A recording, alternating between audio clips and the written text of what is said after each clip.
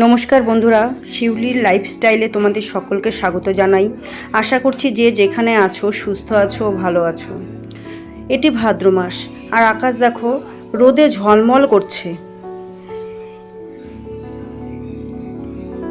রোদের কি প্রখর তাপ চারিদিক।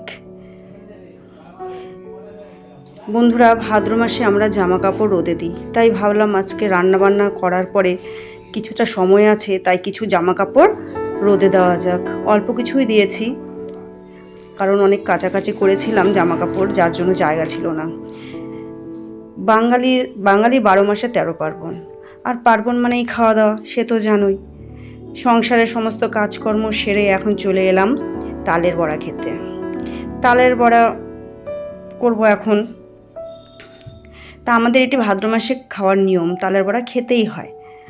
তোমাদের কার কার তালের বড়া ভালো লাগে, ও কাদের নিয়ম তালের বড়া খাওয়া, সেটি অবশ্যই কমেন্ট করে জানাবে। আমি এখন তালের বড়া করব। প্রথমে আমি তালটি ভালো করে ছুলে নিতে হবে।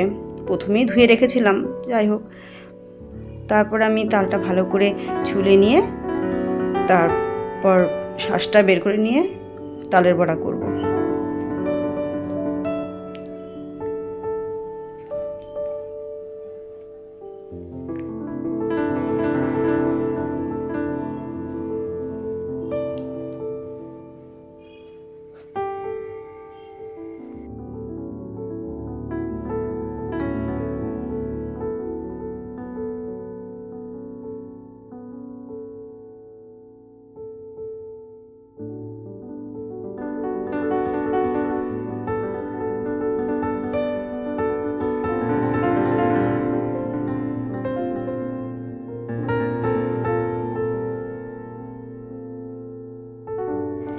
তাল থেকে শাঁসটি বের করার জন্য আমি একটি ঝুড়ি নিয়েছি।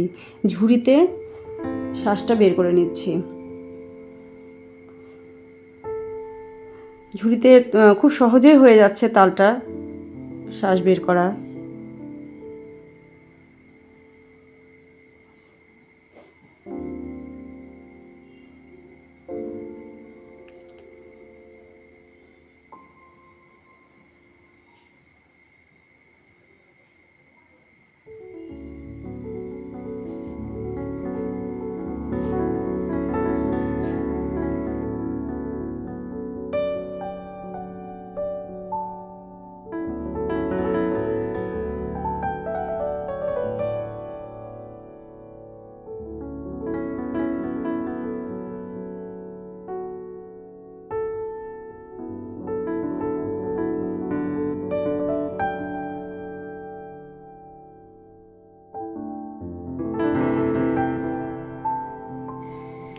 এবার আমি নারকেলটা কুড়িয়ে নেব, কারণ তালের বড়াতে তাল তো অবশ্যই লাগবে, নারকেল কোড়া লাগবে, সুজি, চিনি, নুন, আর লাগবে চালের গুঁড়ো। তাহলেই তালের বড়াটা খেতে ভালো হয়। নারকেল কোড়ানোটা হয়ে গেছে আমার। এরপরে আমি তালের শাঁসের মধ্যে প্রথমে দিয়ে দেব ময়দা দিয়ে দিলাম। এবার দেব চালের গুঁড়ো। এবার নারকেল কুচি দিয়ে দিলাম, স্বাদ মতন চিনি,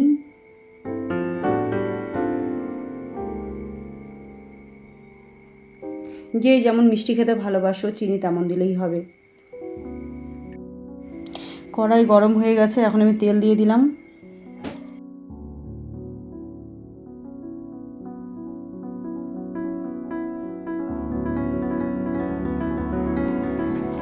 তেল গরম হয়ে গেছে, এবার আমি বড়াগুলো ভেজে নেব।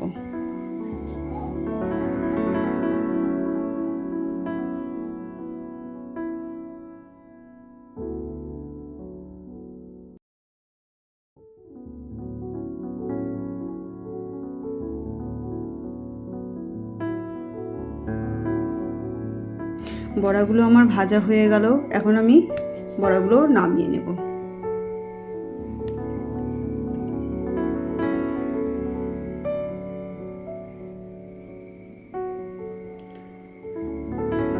বড়াগুলো খুব অল্প আঁচে ভাজতে হবে, না হলে ভেতরে কাঁচা থাকবে। এখন আমি আর আমার ছেলে বড়া খাচ্ছি। বড়াটা খেতে খুব ভালো হয়েছিল।